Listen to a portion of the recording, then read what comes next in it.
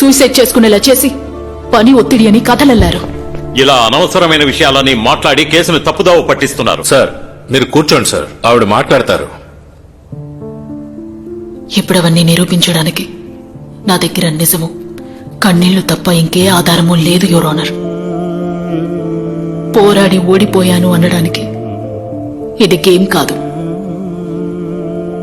Justice. ఈరోజు నేను ఇక్కడ అడ్వకేట్లా నిలబడి మాట్లాడడం లేదు, ఒక బాధితురాలిగా న్యాయం గెలిచి తీరుతుందన్న నమ్మకంతో మాట్లాడుతున్నాను. ఎందుకంటే ప్రపంచవ్యాప్తంగా లైంగికంగా హింసించబడిన ఎందరో ఆడపిల్లల దగ్గర నిజం తప్ప ఇంకే సాక్ష్యమూ ఉండదు యువర్ ఆనర్.